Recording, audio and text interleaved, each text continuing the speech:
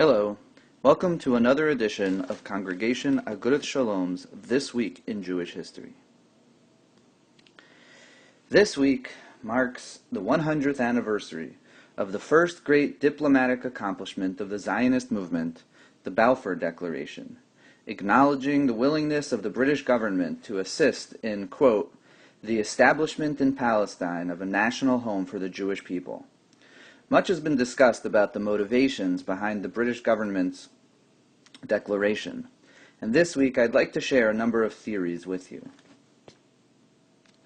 In 1917, when the declaration was issued, Britain, along with the other world powers, were in the midst of what was known as the Great War, World War I. The terrible war between Britain, France, and Russia against Germany and its allies looked like a stalemate at this point in time.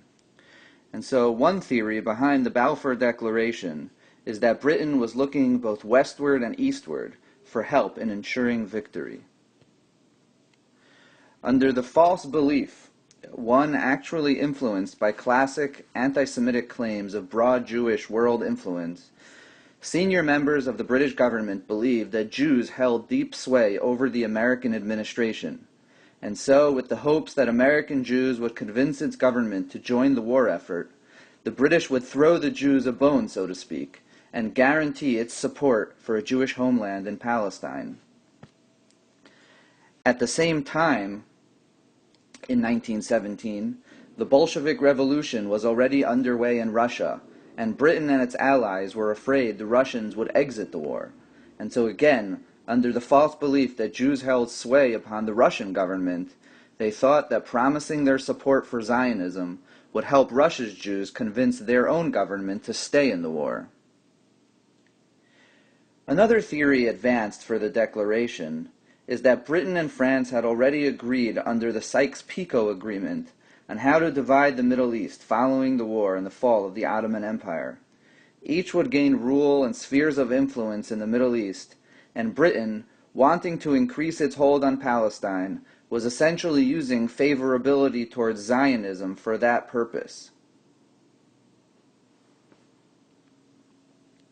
However, I'd like to share with you another theory, another approach which can be found at length in the pages of Mosaic magazine online.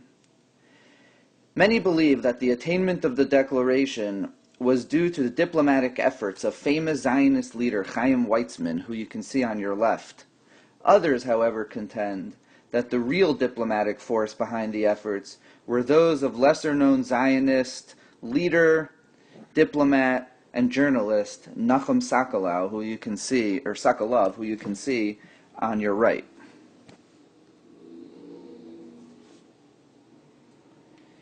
While the declaration was authored by the British government, Sokolov had actually attained the agreement of just about all the major world powers, including the British Sykes, who you can see on your top left, the French Picot on the bottom, and Sokolov had even met with and attained the support of Pope Benedict XV, who reversed the established position of the Church to oppose efforts of the Zionist movement on its own religious grounds.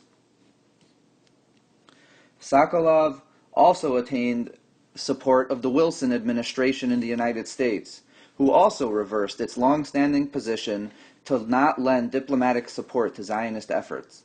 Much of the American government's support was actually gained as a result of the efforts of prominent American Zionist and close confidant of President Wilson, Supreme Court Justice Brandeis, who you can see on your right. And so, according to this, the Balfour Declaration was not merely the stance of the British government, but rather a smile from heaven in the form of support from just about all the world's powers who viewed with favor the establishment in Palestine of a national home for the Jewish people. Thank you for listening, and have a great day.